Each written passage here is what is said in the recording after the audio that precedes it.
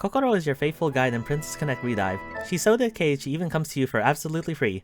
Unless you're us and drop the fat wad of yen to get this 1/7 scale figure of her from FNEX. According to the box, she will do her utmost to fulfill her duty to our satisfaction. Has she lived up to that promise, or was this another one of our bad anime decisions? Spoiler alert, all anime decisions are bad anime decisions. Let's open her up and find out. As you can see, she comes packaged in a white cube with minimal decoration, just some green and pink text and a flower symbol. The box isn't quite as big as the one for her Gourmet Guild teammate Pecorine, but when we opened up the flap to take a peek inside, we can see it's still oversized for such a small girl. Imagine how much we could have saved on shipping if she came in a smaller box. Anyway, let's get her out.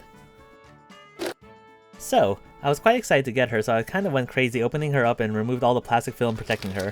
If past few had actually bothered to look at and read the instruction sheet, then I would have realized I was making a critical mistake. I underestimated how convoluted the assembly process would be. You basically kinda have to do this series of weird maneuvers and insert her body from behind the base while weaving her through the effects, making sure everything actually aligns. That green creature thing especially had a habit of not wanting to go to the right spot. I also found myself hitting the effects with my hands, or with Kokoro herself as I got everything into position. When I did finally get everything situated and tried to connect her cute butt to the base, I hit a snag, literally. I couldn't stick it in completely. After a lot of fussing, I had to swap out with Anya, but she couldn't manage it either. After some examination, I noticed that the cutouts for the base peg and the skirt and skirt lining were not perfectly in line with the one for her body. I also noticed that the hole in her body was slightly deformed along one side, so I believe what happened is that when I tried to connect her for the first time, the peg was not perfectly lined up with all three holes, so I ended up deforming the hole as I applied pressure, thus making future attempts even harder. I corrected this by using the side of a small screwdriver to reshape the plastic to try to fix the hole, and then gently moving the flexible skirts so all the holes were lined up. Then I was able to successfully fill all her holes, mostly. However, there were some casualties. There is a peg on the effects part that connects to her left heel and an adjacent effect part just above that, which has very little clearance. In the process of putting her together, Kokoro's shoe scraped against the effects, rubbing off some of the brown paint. Thankfully, it's not too much paint, and since it's limited to the edges of her soles, it actually looks a bit natural, making it a little easier to ignore. Let's chalk that up to regular wear and tear on her Gourmet Guild adventures. Not so natural was the brown paint that rubbed off on the aforementioned effect part.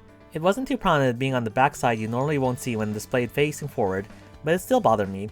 I tried removing it with soap and water to no avail. I once again turned to Anya for help. Using her more experienced modeling skills, she used a small piece of very fine grit sandpaper to buff out most of the paint. From a distance, it looks normal, but on closer inspection we can see that the frosted finish of the effect has been smoothed out where it was sanded. I'm not sure if I'm imagining it, but it also seems like the green color is a surface paint and thus had also been slightly sanded away. Lesson learned. Read the freaking manual. As much as I have to complain about the assembly and build of the base, I can say that the final outcome looks nice, though not without flaws. The shaping, grading, and painting of the effects creates a lot of movement, and I like how the glitter embedded in the plastic looks when they catch the light. The bottom of the base is painted silver and is thin enough to let light pass through when illuminated directly from the bottom, but its main utility lies in reflecting light back up through the plastic and onto the glitter. Of note, there is slight warping on the bottom of the base, but I'm not sure if that's how she was out of the box or if it was a result of our efforts to put her together. Arguably, Furyu is responsible for this in some form or another in either case, but I digress. In any case, she isn't at much risk of tipping over despite any wobbling, as her weight is concentrated low to the ground and sits comfortably near the center of the base. Well, she's technically a little forward relative to center, but the effect at the bottom of the base extends to the back, adding more counterweight. Unfortunately, during the assembly process, I broke off a piece of the effects and had to glue it back on. The convoluted assembly took a toll on the plastic, and similarly, the little green spirit next to her hand has visible stress marks where it connects to the rest of the effect space, but fortunately remains intact.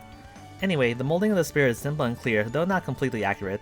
The mouth part is actually shaped a bit differently from the illustration, and I can't unsee it now that I've seen them side by side. It's a bit hard to see the details since there is no line work, but I do like how light can go right through and illuminate her hand with a nice green glow.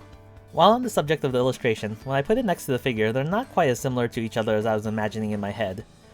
And for that matter, the official sample figure photos are not quite the same either, but we'll get back to that in just a sec. It still has the same general look, though the differences do alter the perception somewhat. The thing that stands out to me the most is how her left arm isn't raised up nearly as high in the figure version, and how she's looking down instead of straight ahead. She doesn't look quite as active in figure form, and thus I think she looks best when looking at her from the bottom up. It might be worth elevating her with some sort of riser to get the best look. This shouldn't be too hard since her base has a relatively small footprint, though there is also the auxiliary stand for the spear. The extra stand might not be necessary since she can hold the spear on her own, but I've heard that doesn't seem to be the case for everyone, so I'll use it on display to prevent any sort of future deformation. With that said, raising her up to get the perfect view probably wouldn't be necessary if there was some tighter manufacturing controls. According to other people online, it seems like the angle of head differs from unit to unit, so apparently we lost a gacha that I didn't even know we were playing. Looking at the official photos again, my memory was right and she clearly should be looking forward, so it sucks that not everyone is fortunate enough to get her how she is meant to be. Anyway, going back to the spear, it is molded sharply and the painting is smooth. There isn't much shading except in the wooden part and in some of the gold grooves, but the details are still mostly visible. A little extra shading to bring them out a bit would be nice though. The design of the spearhead itself differs slightly from the original drawing, and the crystal parts are smooth instead of having that cut gem look. When we get a clear shot of her face, Kokoro actually looks pretty cute. Her facial expression captures her demeanor well. Her hair has a nice level of shading and even has some subtle highlights. I especially like how when you take a peek at her ears, we can see a tint of pink towards the tips. The floral decorations look pretty good too. Her dress looks pretty nice with all the folds and shading. The dark green cloak thing especially stands out with its more complex geometry and a greater level of shading apparent. The patterns are applied pretty precisely and the paintwork is mostly solid, though there are some parts like these gold areas which are not painted evenly. Though they are a pain to deal with, I do like the translucent parts like her inner skirt and slitted sleeves. Another standout part is her bag. It has a nice mix of paint finishes and it kinda makes me want one in person. It does have some flex, so I was worried about this while I was getting her set up. Her legs are arranged in a cute pose and I'm kinda surprised by how thick her thighs are. The pink tint on her knees adds to the cuteness. The details on the shoes are solid overall, though the molding on some of the straps looks soft, and they merge together instead of looking like one goes beneath the other. As mentioned earlier, please ignore the scratched off paint on one of the shoes as that was my fault. Although I do like Kokoro overall, she doesn't reach the same level of excitement I have for the matching Pecorine figure. In that video, I mentioned how I wished her base had more flair to it, and technically this one delivers in that regard. With that said, given all of the issues that came with Kokoro's base, I'm ready to take back my words.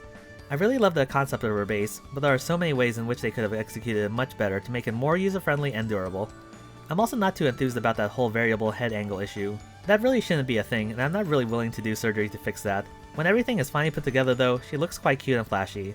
Or perhaps that's sunk cost talking. But what do you guys think? If you don't own Kokoro, does this make you want her or are you having second thoughts? If you do own her, did you have the same issues with it as we had? Let us know in the comments below. If you enjoyed this video, then you'll probably like this review of the 1/7 scale Pecorine video. Please make sure to like and subscribe if you aren't already for more content like this. Carol is on her way, and as always, anime was a mistake.